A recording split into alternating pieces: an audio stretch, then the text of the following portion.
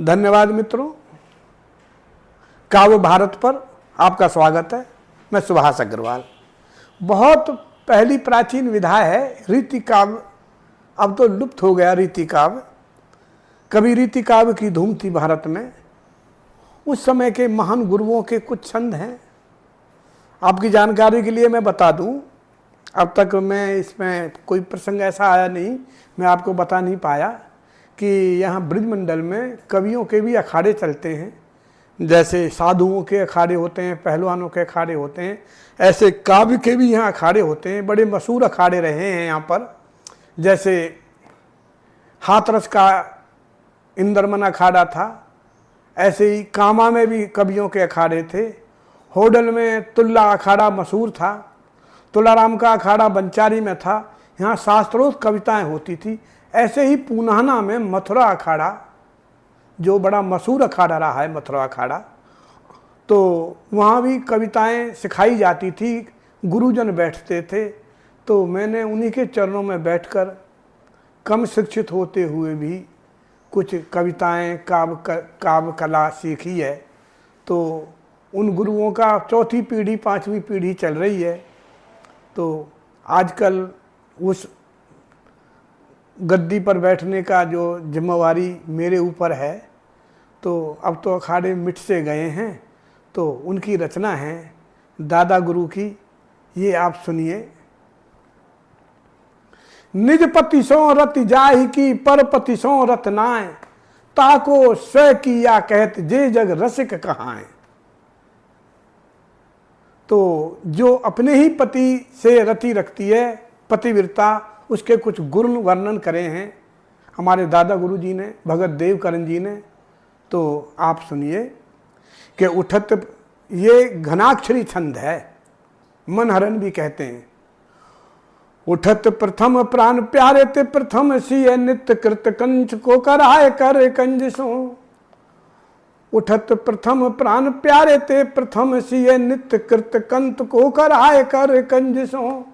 उबट नवाय अंग राग सर साय, पट भूषण सजाय अचुआय दृग अंजसो।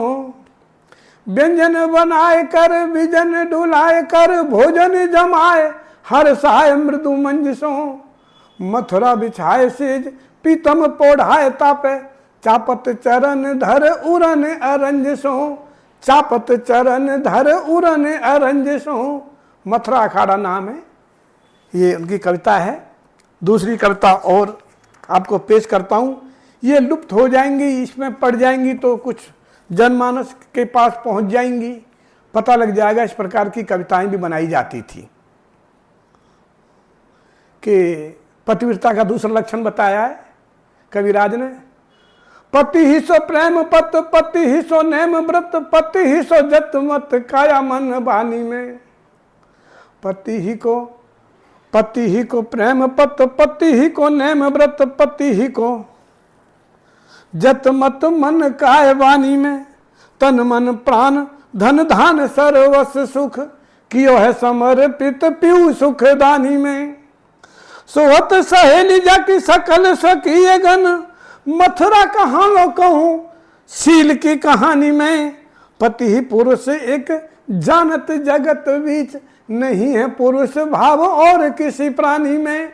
नहीं है पुरुष भाव और किसी प्राणी में। और सुनिए, जो नवयौवन जो आती है, नवयौवना ब्याह के, उसका वर्णन है। रीति काव्य का ही एक अंग है ये। तो काव्य कला पर ध्यान दीजिए और सुख लीजिए। नवयौवन भूषित तिया दिपत सुदेह अनूप, ताहे नवोड्या कहते हैं जे रसज्ञ कवि भूप। दुल्हन आई मन भाई सब ही के लख, चंद्रमा सो मुख सुख, चंद्रमा सो मुख सुख रूप रस आगरी। चुंदरी कुसुमी में दीपत देह दीपक सी, जगमग ज्योत मानो भवन को भागरी। सब छिटकाए मन लाए के रचिए विद, ना है ऐसो रूप और ना है ऐसी नागरी। सासुल सदन दियो प्यारे पीऊ मन दियो, मथुरा महत दियो स्वतन सुहागरी। मथुरा में हित दियो स्वतन सुहागरी। ये उस समय की रचनाएं हैं जब एक एक राजा को कई कई रानियां होती थी, तो उस समय जो नई रानी आती थी उसकी तो सौती मानी जाती थी और रानियां, तब की रचनाएं। इसी से इसका अंदाजा लगा लो कि पुरानी रचना है अखाड़े की। और मैं इसका थोड़ा भावार्थ कर देता हूँ, वरना फिर समझ में नहीं आएगी। अब तो फिर कुछ लोगों को तो परेशानी होगी, तो थोड़ा समय तो लगेगा, पर कर देता हूँ मैं इसका भावार्थ। नव यौवन भूषित तिया, कि नई उम्र की है और भूषणों से युक्त है ऐसी त्रिया। सुदेह दीपत सुदेह अनूप, के दीपत माने दीपक की तरह चमक रही है, अच्छी देह वाली और अनुपम सुंदरी है वो। ताहे नवोद्या कहते हैं जे रसज्ञ कवि भूप, उसको नवोद्या कहते हैं जो रस को जानने वाले होते हैं और रस को जानने वालों के सरदार होते हैं। भूप माने राजा, ऐसे मतलब गुणी ज्ञानियों के उच्चतर गुणी, उसको नवोद्या कहते हैं। दुल्हन आई मन भाई सब ही के, लख चंद्रमा सो मुख सुख रूप रस आगरी, के चंद्रमा जैसा मुख है और रूप रस की आगरी है, यानी कि सीमा है रूप रस की।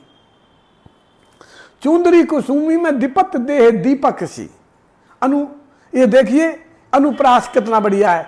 चुंदरी कुसुमी में दीपत देह दीपक सी, दे कई बार आया है।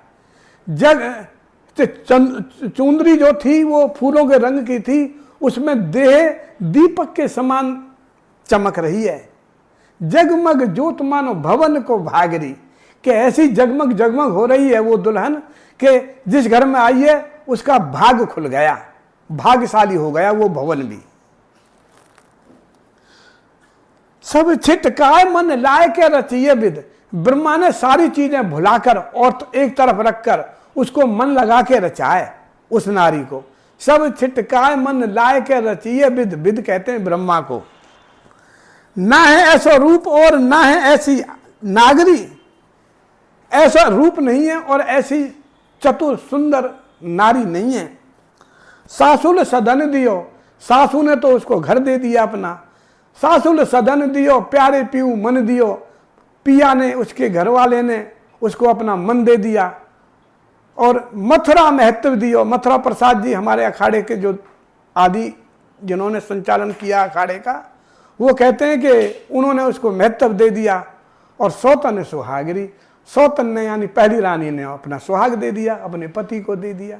ये भाव है इस छंद का। अब देखियो छोटी उम्र में शादी होके आई है तो किस प्रकार से वर्णन किया है दादा गुरु ने उसका, वो आप देखिए। धाई लड़काई छाई केसन में श्याम ताई, मुख छवि छाई चंद्रमा किसी निकाई है। धाई लड़काई यानी लड़कपन तो विदा हो गया, जवानी आ गई। धाई लड़काई छाई केसन में श्याम ताई, केसों में कालापन आ गया बिल्कुल। मुख छवि छाई चंद्रमा किसी निकाई है। नैनन चपलताई बैनन मधुरताई, होठन ललाई अंग आई मृदुताई है। कुचन ऊंचाई गुरुताई है नितंबन पे।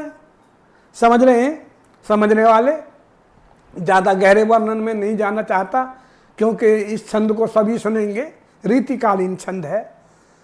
कुचन ऊंचाई गुरुताई है नितंबन पे, लंक पतराई चित पाई चतुराई है। लंक कहते हैं कमर को, कमर पतली है और चित में चतुरताई है। आई तरुणाई संग लाई है इत एक चीज, जवानी आ गई है पर संग में जवानी आई है तो अपने संग कितनी चीजें लाई है। आई तरुणाई संग लाई है इत एक चीज, शौक सौत सुख चाई मथुरेश मन भाई है। सौत सुख चाई मथुरेश मन भाई है।